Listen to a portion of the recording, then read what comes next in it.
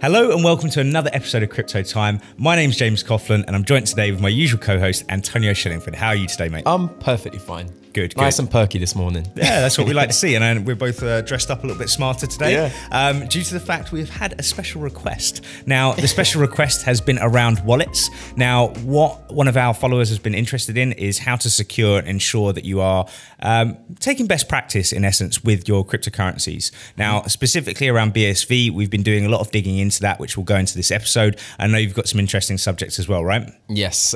So mine's going to be a lot on Bitfinex and Tether. It just seems like it's a bit of an annual thing where it just pops up and a lot of people are questioning their integrity. I will agree with those people because I'm definitely one of them. But of course, Tether, it's being utilized still, even though that people are questioning it because of the whole thing of how hard it is actually to get fiat currency from your bank account that you have at the moment into a crypto company. So they use these stable coins as pretty much a bridge. So they are still heavily utilized, and that's now why you're seeing all of these companies left, right and center trying to create stable coins.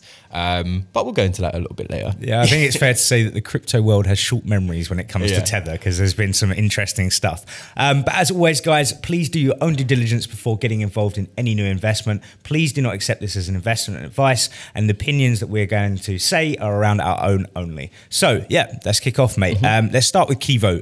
Kevo is a fantastic hardware wallet, which is looking to launch with BSV as being part of actually their core storage wallet setup, I suppose, as it were. The big names really when it comes to hardware wallets is, I would say, Trezor and also Ledger. Now, what hardware wallets are, for those that don't understand that, are just basically taking coins and storing them offline rather than online. The benefits to this is ensuring that you are not leaving yourself susceptible to being hacked as those coins are online. So whenever those coins are online, there's the ability where someone could try and get through to that wallet through vulnerabilities or whatever it may be. So look, with us, the key thing really is to ensure that you are using cold storage, but there has to be some sort of level of sanity to this as well. Now, hardware wallets aren't cheap. Trezors, I believe, are around kind of $120. I believe they've got some new devices, maybe even $150, $180, something around that level.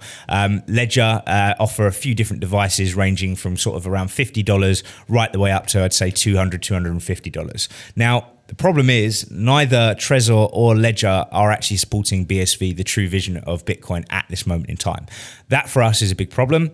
We need to ensure that these coins are stored safely and securely, and we want the public to have an opportunity to do so. So the fact that Kevo have come out saying that they are going to be supporting and they're going to be doing it in a better light, as they say, than what Trezor and Ledger can, same old competitive talk. They think that their product is better than what else is out there. So perfect. This is going to be really interesting to see it play out. The other thing that I wanted to go into was on the hot wallet side. So it's about ensuring that if you are using one of the hot wallets at the moment, what is kind of safe and what should you use and how should you go about it? So firstly, most people now have either an Apple or a Samsung device. With that, you can now store coins on them using certain applications. Around those, again, obviously opinions of myself and yours, but I would say probably CentB and Handcash would be the right kind of route to go down if you aren't holding large amounts of cryptos. Again, if you're holding kind of that $500 to $1,000 kind of level, this would be a perfect fit in my opinion. Would you agree with that? Yeah, no, 100%. And not just that, of course, the back end of our last crypto time that we actually done, we were talking about RealAXS as well. I still believe that RealAXS is going to be a very good wallet for just the general people to use because they're not just focusing, of course, end of the day, security is the utmost of importance. And end of the day, you got to try and merge the two with end of the actual wallet being usable whilst being safe and secure. Yeah, that convenience versus safety kind of like conundrum that comes up. So we've got the definitions of the hot wallets and the cold wallets, but you need a perfect combination and a marriage in between.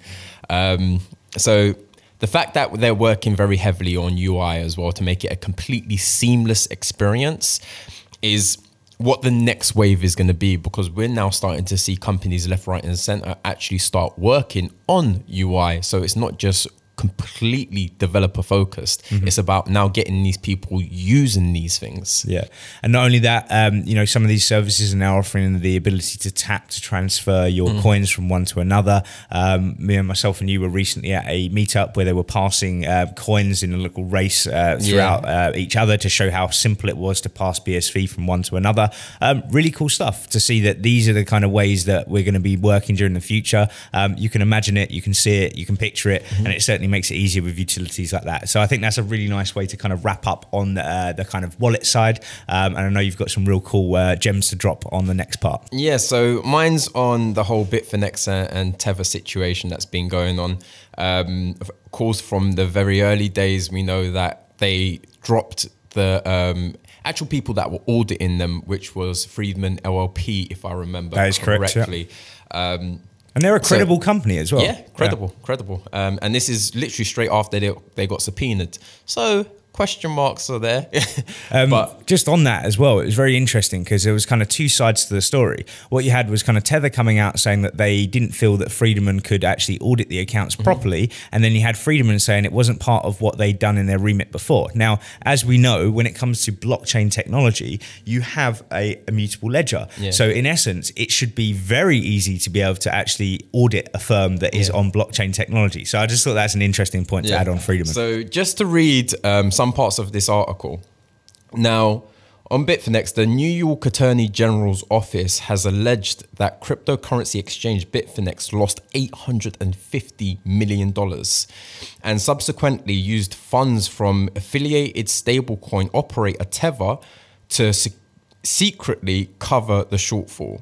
Now, James announced that she had obtained a court order against Bitfinex, which operates both Bitfinex and Tether, ordering them to cease violating New York law and defrauding New York residents. Now, according to the statement, Bitfinex sent $850 million of customers and corporate funds to Crypto Capital Corp, a payment processor that is said to be holding funds from other exchanges as well, such as Quadriga.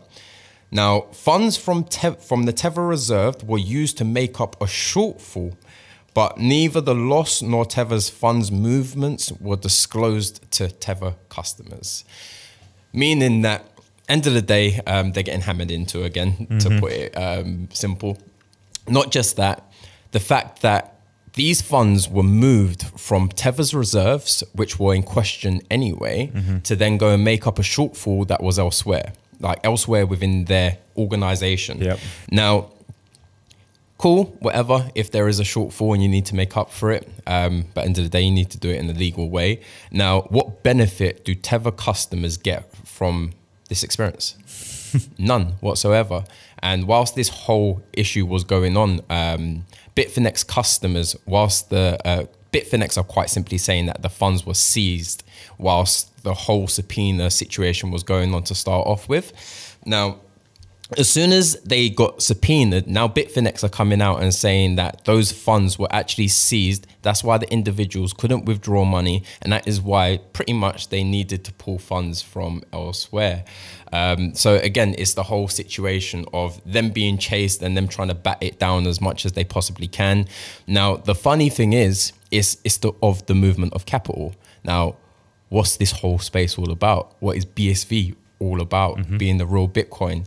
A public ledger, just like you were saying just before, an immutable record where everything is forever recorded. Now, how easy would this process be if these companies were built on top of a blockchain and recording all of their transactions in a completely immutable ledger? We wouldn't be having this conversation, quite simply. And I think it's very, very fair to assume that these companies are not stupid by any means, right? There's reasons why they've set their company up in the way that they have. And I think it's very, very important for anybody out there that's looking to use stable coins or anything in that kind of space to ensure that they're doing their research properly into these companies. I mean, again, my personal opinion, but I do personally think that Tether's running a fractional reserve system. I think if all Tether customers that were holding USDT, for example, were walking up to USDT headquarters, standing there and wanted their funds back, their US dollars versus what they had, their USD tokens, and they said, I want my US dollars back, I think the answer would be,